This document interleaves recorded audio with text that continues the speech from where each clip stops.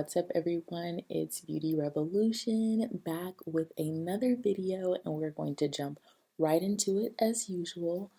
Let's talk about why people are threatened by beauty. So, I came across this short video on TikTok of Jordan Peterson, and I don't necessarily like him, but that's not the point. He was saying something about why men, especially, are threatened by beautiful women. And he said that that beautiful women highlight their inadequacies. So let's say a guy looks at a beautiful woman and he feels intimidated by her. A part of him is feeling like it highlights everything in him that's like, oh my gosh, I'm not good enough for this woman. I don't bathe. Maybe I don't have the best hygiene. Maybe I don't have enough money. Maybe I don't have the right status, etc. Right? And so, why are women threatened by other women who are beautiful? Because this is a woman focused channel. So, why are women so competitive towards each other? Well, it's really because of men. I would say that is the root of women's jealousy. Men are the common denominator. If you are very beautiful, you fit the beauty standard, depending on whichever culture you're in, because each society, each culture, each country has its own beauty standard. So, say you're a woman and you fit the beauty standard in that country, you are considered more valuable in the dating market. You're considered to be someone who may be closer to gaining opportunities, maybe a better career, earning more money, getting a better relationship, etc. But I spoke about this in my first video about how beauty challenges people. And for those people who don't meet the challenge, this is where we get those really green with envy people who are just very envious and bitter and hateful because you have something that they don't have.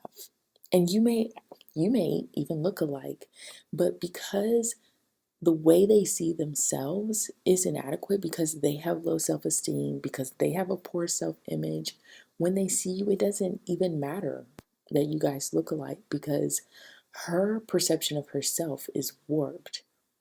And so I'll tell you a little bit about myself and the way I look. I am an ambiguous Black woman.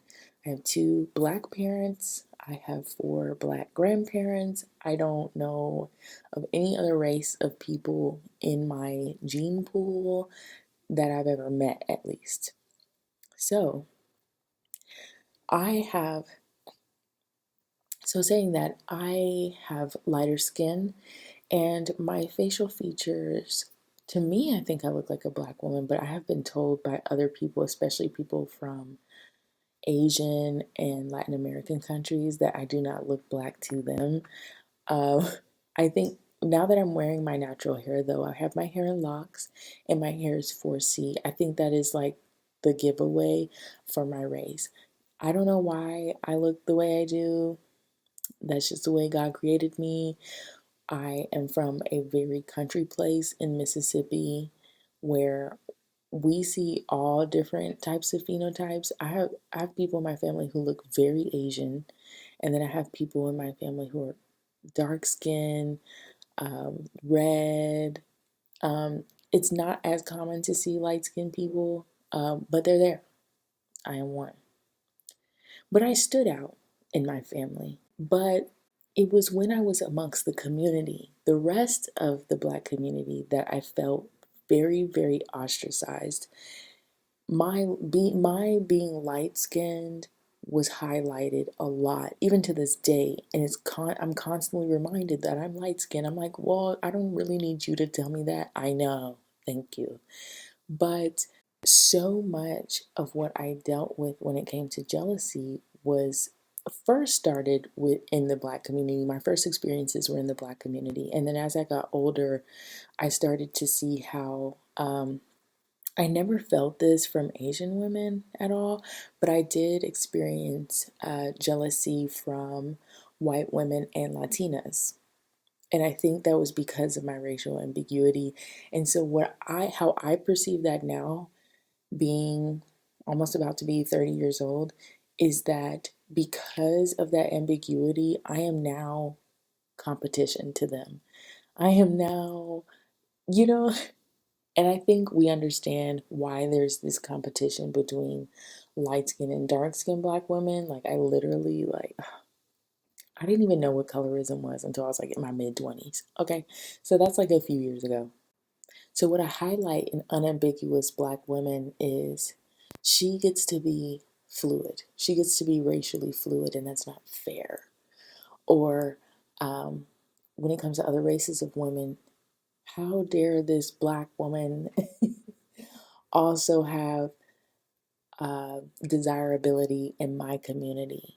And I think we can get over the hump of being threats to each other if we decenter men from our lives. Now I know that is a movement that is picking up speed, and I totally want to chime in on that discussion, but that is not necessarily what this video is about. So let's get back onto topic. Beautiful people are intimidating. I have been around some very gorgeous women, okay? And it can be intimidating. But I realized that when I was jealous, it was because I felt I had a poor self image. And a part of me felt like it wasn't fair for someone to be that attractive. But it had nothing to do with them. I was attractive. When I look back on it now, I'm like, I was beautiful. I just didn't know it. I had a terrible self esteem. I was getting no validation from my parents about my looks. And I think that is important to validate your children in the way they look, because, like, they are people too, little people, but they need validation. And so I got no validation except for like creepy men validating me when I was younger. And that really just warped my perceptions of myself. And so I wanted to be universally beautiful, like the women that I was seeing. I always wanted to be a model. That was like my dream growing up. I wanted to be a model. I wanted to act. But I just felt like I never was going to be good enough to do any of those things. And so because I was comparing myself to all these other people around me, that made me feel terrible. And so when I was be in proximity to somebody who I felt was more attractive to me, I felt bitter, I felt jaded.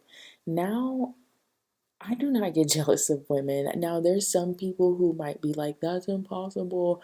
I don't think so. I think when you do the spiritual work and you really start to do the self-image work and the self-love, and you start fixing some things inside of you, and or just even seeking help, you can really navigate this world so differently with like top tier confidence, where you really just don't care what people think about you.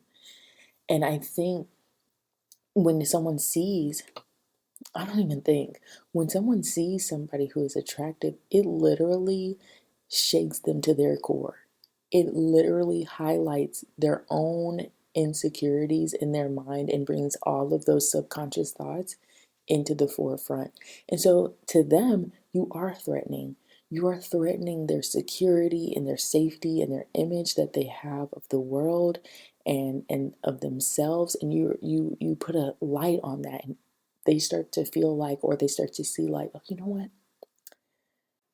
My skin is not clear. My hair is not done. Why did I wear these clothes? And it's almost like not even about them. It's really about you. I think everything is about ourselves. I don't know if that's a Leo in me talking, but I really do think that we don't even really care about what people think. We care about what we think people think, you know? So jealousy is definitely a you problem. That is only something you can fix, because you don't necessarily hate the person. In my opinion, I don't even take it personal anymore, because it's not really about me. It's about them and the way they see themselves. If they're acting jealous towards me, I can't control about how you feel about yourself. But I'm going to mind my pretty business, and I'm going to continue to wear my jewelry and my lipstick and my fun outfits. And if that intimidates you, that's you. I'm not going to cower. I'm not going to dim my light for another person. Like, I'm not going to do that anymore. And if you feel threatened, that should challenge you to change. And I think we glorify beauty so much, to the point where when people see somebody who is attractive, they're almost thinking like, who are you to be put on a pedestal? Who are you to be glorified? Because we praise the flowers when they bloom, and we praise all these beautiful things, but let you be a beautiful person. It's like, who are you to receive my praise and or my compliments or my admiration? And it's like, you really don't have to. But that's just what we subconsciously do, because we love beauty. And so, because so many people dehumanize each other, if you're a beautiful person, I'm going to talk about that too in another video, the dehumanization of beautiful people, because that is such a thing, okay? Like, the standards are beyond appearance, and I think it's crazy. But I want to talk about how we can stop feeling threatened in the presence of beautiful people. So instead of sitting across from a beautiful person or in proximity to a beautiful person and seething with jealousy, you could go over there to her and be like, hey, I really like your outfit. Where did you get that? Or, hey, I love your skin. It's so clear and glowing. What products do you use? Hey, I love your hair. What do you use for your hair? Or you don't even have to ask. Giving a compliment to somebody else is actually going to make you feel better. Now, well, I almost take that back, because there's going to be some people who compliment you, and as soon as you say thank you, they get upset. I have had that happen to me so many times. I will have women come up to me and be like, oh my gosh, you're pretty, and I love your outfit. You look like this, that, and the third. And I'll be like, oh, thank you. That's so sweet. And literally, their faces will change instantly to almost a look of disgust. Like, how dare you say thank you? You should be more humble and be like, oh, no way. Well, I'm not. I'm not. I'm going to accept the compliment. Thank you. I know. No, I'm kidding. No, but for real, I feel confident. I wear my spirit on the outside. I'm not going to be walking around here ugly on the inside, because that's going to make me ugly on the outside. So if you're dealing with feeling threatened by beauty, you need to really examine what it is about that beautiful person that threatens you so much. And you need to work on your self-image. One thing that I did that really changed the game for me and really got me into this internal beauty, this internal external beauty, was I would write on my mirror, I am beautiful. And I would just leave it there. And I would look at it every day and tell myself that every time I looked in the mirror, I am beautiful. And then everything changed. I started receiving so many compliments. I started dropping weight. My skin just got clear. I would wear my hair well. And I went to a music festival and I got so many compliments on my beauty. And I had never experienced that before in my life, okay? Never. But this time I was. And that was after writing this affirmation on my mirror. So I definitely believe in affirmations. If you need to visually see affirmations, I suggest you do that. But you have to change what is going on the inside, because I'm telling you, I think we all have this like subconscious spiritual eye. Like, we don't necessarily see it. We don't know what it is about a certain person, but we just know that something about them is attractive. Like, your energy can really change the way people perceive you and change the way that you perceive yourself. So beauty really is internal, because I have seen some women who are attractive, but their spirits are so ugly that it makes them look ugly to me. Like, and I've heard that from other people as well. And I've even seen people who may not be considered, and gosh, I hate this term, but may not be considered conventionally attractive, but because their spirits are so awesome, they radiate this beauty. And I can see it in their eyes. If you really want to see what somebody looks like, look into their eyes, and then you'll see their face, their true face. Now, I know that sounds a little new agey, but it's not. Look into somebody's eyes, because a lot of people don't even look into other people's eyes. They're looking at like all these different things: their hair, their teeth, their mouth, their scars, their whatever. Look into the person's eyes, and then you'll actually see their face, and you'll realize that people are more attractive than they let themselves be. But it's not my fault you're not taking care of your skin. It's not my fault you're not taking care of your body and your weight and your hair. You have to do that. Don't get angry at me. And now, I'm not saying that I'll ever change, because people are going to be jealous until the end of the world, okay? But this channel is for people who want to break out of certain mindsets. And I also want to bring attention to some community mindsets and some community uh, concepts that we need to change in order to really be navigating this world in our beauty. Because whenever you become the true beauty that you want to be, and that is something that starts internally and becomes external, so we'll be focusing on both things. But whenever you start to really do that, the way you will become so magnetic and attract opportunities and attract goodness and peace and joy into your life is incredible. Okay? My life is not perfect, but I have such a peaceful life. I literally am surrounded by beauty at all times. I am literally in so much peace. My world is not like what a lot of other people are experiencing that I see online. And maybe that's because my circle of people that I keep around me is incredibly, incredibly small. Like, I don't have friends. Okay. My friends are my sisters. That's it. And I'm living in a drama-free world, and I love it here. And when you start cultivating this beauty inside and then out, oh my gosh, people are so full of darkness. I'm sorry, I'm the type of person who thinks that most people are dealing with some heavy darkness that is causing the drama and chaos and the ugliness in their life. But people will be repelled by you. Beauty is a light. And if you want to wield that light, just know that the shadow is going to flee from you.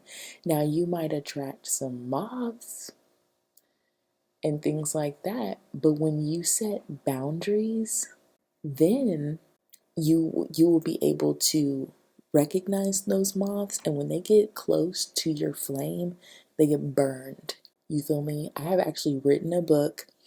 I'm not ready to release it yet, because I do want to get some more traffic in my videos, but I do have a book that I wrote called The 7 Ingredients of Self-Love.